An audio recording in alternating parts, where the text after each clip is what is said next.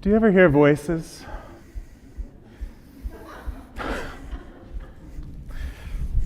This isn't a psychiatrist's office, don't worry. It's a dangerous question, I know, but if we just take a step back from the stigma for a moment, you hear voices, don't you? I mean, there's lots of different voices in there. Some people talk about the committee in their head. Do you have names for any of your voices?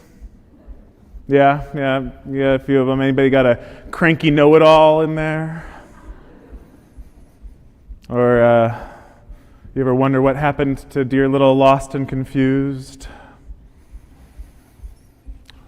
Or they're just more simple, the critic, the performer, the one who wants to hide, the hopeless one, the champion. The question, I think, is really, and I think this is the basic of, most basic of questions, how do we love all the parts? How do we love them all like a hug from a thunderstorm? I've been wrestling with a book called Hospicing Modernity. It's by a woman named Vanessa Machado de Oliveira. Its subtitle is Facing Humanity's Wrongs and the Implications for Social Activism. She's a professor at the University of British Columbia up in Vancouver, and she's originally from Brazil, where she comes from two lineages, from a German grandmother and from a Guarani indigenous grandmother. And the book is a bringing together of these streams of ways of knowing to attempt to relate to this, what I've heard called a polycrisis we're in, this polycrisis of modernity. And one of the ideas is that we're struggling with modernity's understanding of the self. In modernity, we've come to understand, and she has this whole thing about where do we even start with where did modernity come from, and we don't want to worry about that for today.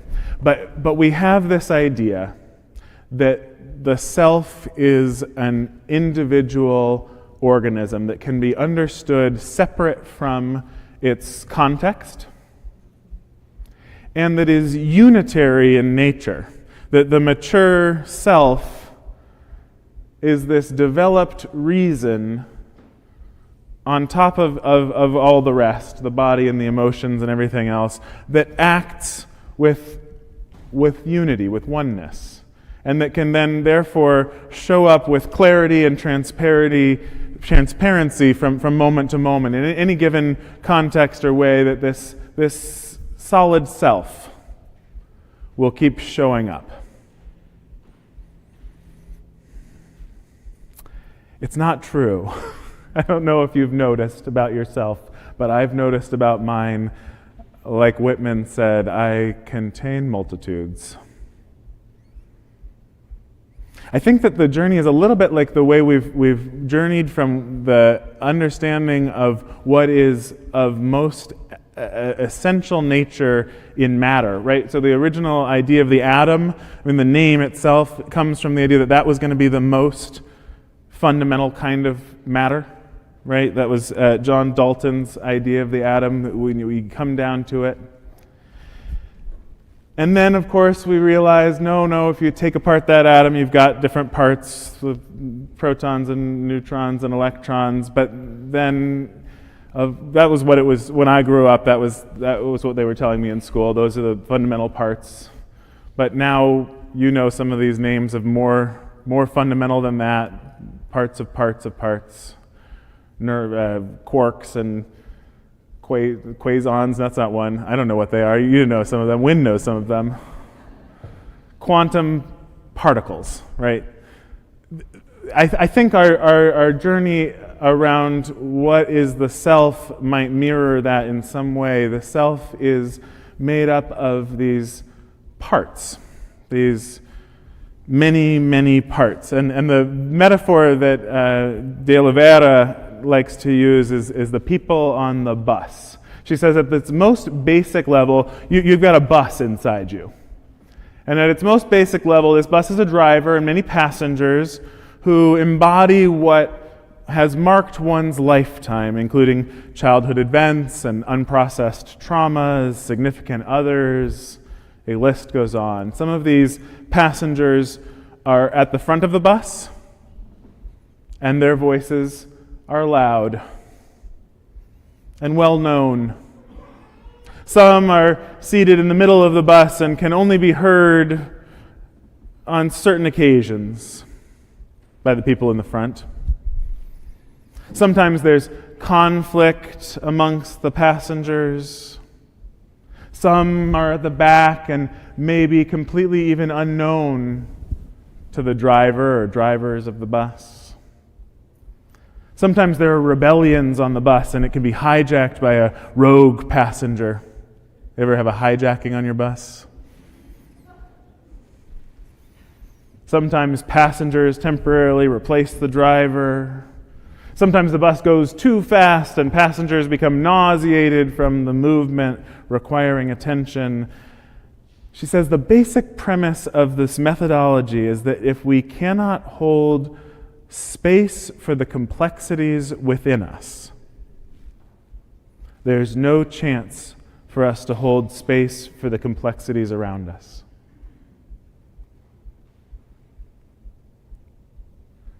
Getting to know our passengers, getting a relationship going amongst these entities on your bus, it is, I think, the process of spiritual maturation, of becoming able to relate to and see complexity. Do I contradict myself? Very well, then I contradict myself. I contain multitudes. I don't think we're going to be able to face, for example, climate change without access to childlike parts that have awe and wonder, innate intuition about the role of the natural world in our spiritual lives. Or without managerial parts that can make an action plan and know about timelines and task lists. Or about ache in the chest parts, who all they can do in the face of the state of the world is grieve. We've got to make room for them all, get to know all of these people on the bus. Oliveira says the bus methodology, it can help us work with our unconscious in playful ways to make connections and associations that can bypass our ego-logical defenses, these defenses modernity has cultivated in us. For example, if something prompts defensiveness or resistance, you can pause to check your bus. And instead of embodying the resistance, you can take a step back, see this resistance expressed by a passenger, or maybe a few, on your bus. Pay attention to what that passenger is teaching through what they are saying, or through their interactions or conflicts with other passengers. She offers if the idea of the bus is unrelatable, you could try a different image like an orchestra or a theater, a village, a campfire, an ant farm, squirrels on a spaceship, whatever works for you. But go in there for a second, if you will. Go check in on your bus or your squirrels on a spaceship. And just notice right now, in this moment, in this room, who's on your bus? What are they saying? How are they feeling? I bet you've got some passengers who are mostly attuned to the temperature of the room. Some passengers who are curious or interested or resistant or have already heard this before, or who are anxious to hear what's next, or who are thinking about what you're going to make for dinner tonight. This bus, this whole cacophony of people, these voices within us. There's it's not the source that Oliveira is drawing on, but there's a popularized contemporary form of therapy these days called IFS, internal family systems. Somebody took the idea of our family systems that were made up of these relationships, which that's what we'll talk about next week, and looked inside if we could understand these parts relating to each other the way that people in a family system relate to one another. What insights might we gain about how to relate to these parts for our own healing, for our own well-being? In his model, David Schwartz is who mapped this out for IFS. He talks about young parts having exile parts that didn't feel like they could belong, and then protector parts that stepped in. And those exile parts, they might be at the back of your bus. Hard to hear from, hard to give them space. And these protectors, he talks about firefighters and managers coming on to make things okay. All of these faculties are wonderful, but when we don't make room for those quieter parts, when we're not aware of the ones who don't easily and obviously grab the wheel of the bus, we lose touch with what I think is a critical faculty, the faculty of vulnerability. David White says, vulnerability is a faculty that lets you know what's about to happen. It's about being in touch with the world on your own tender edge of unfolding.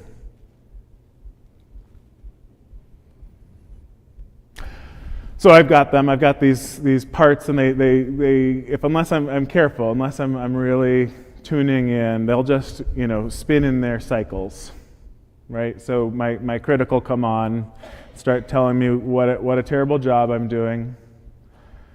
Here you are up here again. Do you even know why you're doing this? Does this matter at all? And that'll sink me right into a shame part that'll just start curling up, and I want to hide and get out of here. Which, of course, it does not feel good, and so I can't stay there, and so I get a nice performing manager to step on in, take the reins. Right, this cycle, these ways that they relate to each other without any conscious thought. It's all part of our nervous system's dance of regulation, right? So we've got our parasympathetic and our sympathetic nervous systems. The parasympathetic nervous system that wants to allow us to rest and digest. It puts us at ease and makes us available for connection. The sympathetic nervous system that's ready to respond to a dangerous situation, that gets that cortisol going. Each part has its role to play, up-regulating or down-regulating. And we develop these cycles in order to keep ourselves in balance.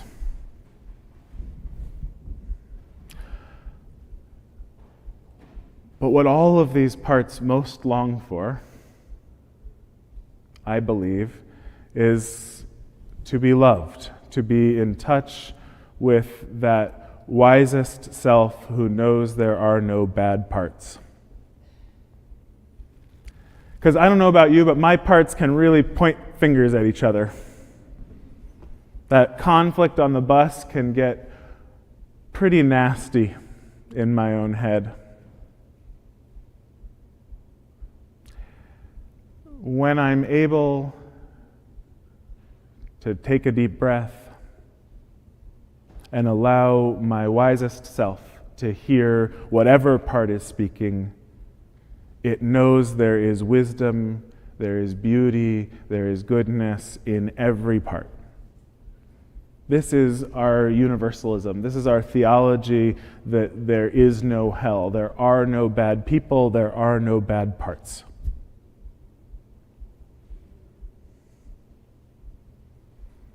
see that movie Inside Out? Then there's all the emotions inside. We're watching the emotions inside her head. Pixar movie. If you missed it, go. You gotta see Inside Out. But the parts inside her head. Joy is trying to run the show, and at the beginning of the movie, we have this moment when Joy draws a circle for Sadness to stay in. She says, "Sadness, you just stay right there. Don't mess with the rest of this."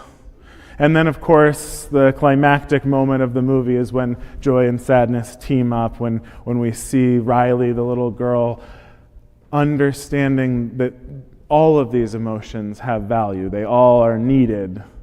And it's through feeling the sadness that she realizes she doesn't want to run away from home, and she comes back, and through expressing it, that her parents are able to see her and share their own vulnerability. These access to parts is what leads to the connection that we long for. I was walking down the street, this a few years ago, and I was deep in that critic story. I mean, I was really going there about how meaningless and you know, I would talk about, I'm just a charlatan up there doing this. And I got to the rant was going on and on. I was walking down the sidewalk. My head was down, and I got to the thought, all you do is tell stories and talk about ideas.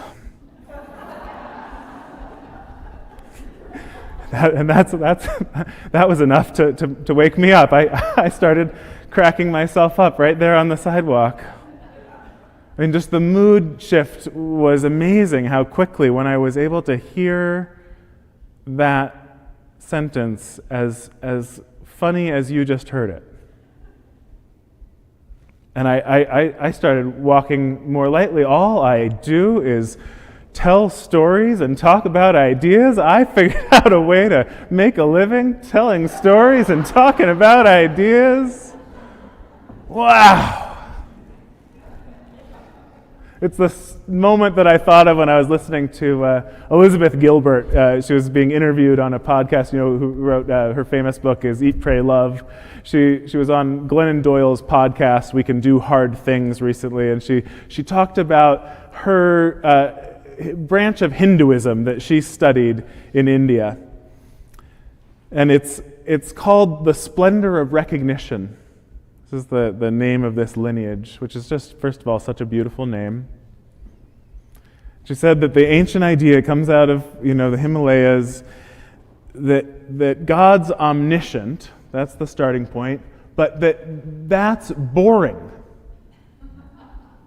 As soon as you realize that God's omniscient, that must be so boring. And so what do you do when you can create anything and once you know everything, she says, well, God's like, I'm going to play this incredible game of hide and seek with me. Because there's nothing that I'm not, so there's nowhere that I'm not, but I'm going to see if I can hide myself so thoroughly from myself that I forget that I am myself. And what better way to do it? Where better to do it than in the mind of a human being? She said, which is the most chaotic arcade game of consciousness. And then I'm going to see whether the me that's in there can find me, because it's so unlikely that I ever will. But if we do, the miraculousness of it is so extraordinary. It's like a game of peekaboo with a baby. It's like, oh my God, I forgot that I'm divine again. And then that splendor of recognition, I find myself and I forget, I find myself and I forget. It's like, oh my God, you were there the whole time. The whole time. She says, oh my God, that was such a good game. Oh, now I'm going to forget again.